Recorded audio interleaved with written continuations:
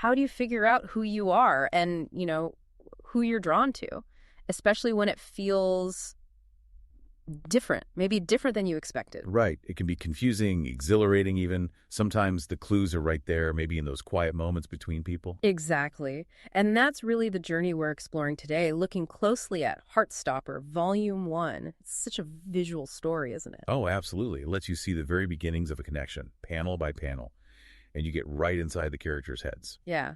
And for this exploration, we also looked at some insights from Mindful Moments. That's the AI book analysis on our YouTube channel. It's really designed to get you thinking critically as you engage with stories like this. Good point.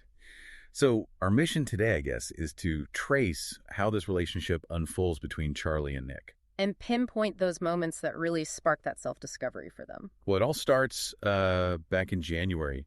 Charlie and Nick meet at school. Pretty simple beginning. Yeah, those first interactions. You see them texting, right? Meeting up in the music room, the library. Just feeling things out. Right. That typical school thing where you find someone you click with and, want to spend more time together, figuring out that rhythm. Mm-hmm. But then you get that really pivotal moment. It carries so much weight. You mean when Charlie tries to hold Nick's hand? Yes. And Nick's response is just, friends. That single word. Oof. And the way it's drawn, that hesitation, it says so much, doesn't it? About boundaries, maybe unspoken feelings. Yeah, and it hits harder because, Charlie's carrying some emotional baggage. The book gives us that context, right? Those texts from a past negative relationship. Oh, definitely. Like, I don't want to meet up anymore. You see how much distress that cost him. So that history clearly impacts how he's approaching this new thing with Nick. It adds a layer of vulnerability. And that whole emotional backdrop kind of leads us into the next big shift, marked very clearly in the book, 2SP. Espuche. The focus really turns inward here, especially for Nick, it feels like. It does. You start seeing things more from his perspective. It's fascinating because you see him observing Charlie, like watching him from the rugby field. Right. And that internal voice kicks in, almost catching himself. What are you staring at? That little moment of self-awareness. And then the book takes us right into his private world, his online activity. First, he looks up Charlie, sees some gossip. But then it shifts, doesn't it? It becomes about his internal struggle. Completely. That sequence, typing, "Am I gay?" Yeah. into Google. It's just so raw. And so relatable for anyone who's ever questioned their identity, It grounds this big internal thing in such a modern, concrete action. It really does. And the panels after that, they show the depth of it. Scrolling search results, taking those online quizzes. How gay are you? You see the time passing, too. The visual of the clocks turning around him while he's absorbed in this search. How to tell if you're bae. Yeah, it really emphasizes how long and, frankly, how consuming this whole process is. Yeah. And looking at that AI analysis from Mindful Moments was interesting here. Oh, what did it highlight? It pointed out how the art uses, like, repetition and almost visual clutter on the page during that search sequence to mirror how overwhelming that kind of online deep dive for answers can feel. That makes sense. You definitely feel his exhaustion, his confusion maybe, ending with that quiet sigh. Like all that digital noise just leads to this quiet internal muddle. Not really clarity yet. No, not yet. And then that panel where he's alone, just whispering, help me. So powerful. It captures the distress, the vulnerability of trying to figure this stuff out. Especially because it's happening just as his connection with Charlie is actually growing stronger. It shows how figuring yourself out can feel really isolating, even when you're building something with someone.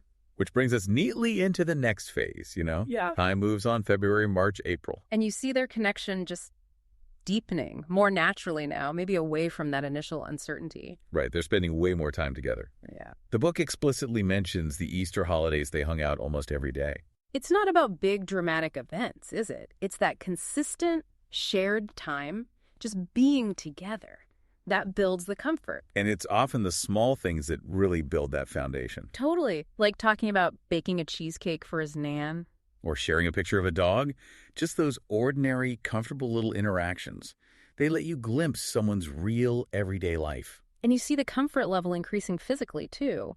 Visiting each other's houses becomes normal, just ringing the doorbell. Helping each other out, like Charlie teaching Nick the drums. And the playful stuff. Wrestling over homework, suggesting Nando's, just chilling, watching TV together. Yeah, those everyday intimacies. They seem small, but they're huge in a developing relationship. Yeah. They build that close bond. And then there are those more tentative physical moments. Uh-huh. The ones that feel maybe accidental or maybe charged with something more, like holding hands while sleeping. Or cuddling under a blanket watching a movie. The art style really emphasizes the softness, the tentative nature of it all. Yeah, it visually underlines that growing trust, the affection between them. And it starts getting noticed by others, too. That's a key sign, isn't it? Definitely. There's that bit where Tao sees them leaving together and just comments, I don't think he's straight. Right. An outside perspective confirming that the dynamic has shifted. People can see it. And this lines up with Nick starting to process it more, not just internally, but talking to Tara. Yeah, in April, right. He talks about the physical contact increasing. We hug now. And how Charlie looks at him sometimes. He's finally voicing the possibility that, hey, maybe these feelings go both ways. Starting to wonder what it all means. What a journey packed into one volume. It really is. And it makes you think, doesn't it, about your own experiences maybe. Figuring out who you are, who you connect with. And just the bravery it takes to explore those true feelings, even when it's all tangled up and confusing. It really underscores how important those quiet moments can be. Yeah. The small interactions, the private questions, those late-night Google searches. They can be the most significant signs of who we're becoming and the connections we're building. Often more telling than the big pronouncements. It definitely encourages you to think more critically, maybe, about how connection and self-discovery actually happen, those subtle ways they show up. And for more ways to kind of delve into narratives like this, you can check out the Mindful Moments AI analysis we mentioned. It's on our YouTube channel. Yeah, tools like that are really designed to spark that reflection, that deeper thinking about the stories we take in. Definitely worth exploring. So if you found this conversation valuable, please do subscribe. Maybe share it with someone you think would appreciate it. And there's a link to purchase Heartstopper Volume 1 in the description if you want to experience it yourself. Absolutely. And maybe leave you with this thought to mull over. Okay. How often do the really important discoveries about ourselves or about others happen not in the big, loud moments, but in the quietest glances, those hesitant touches, or maybe even just the questions we type alone into our phones? Something to think about, for sure.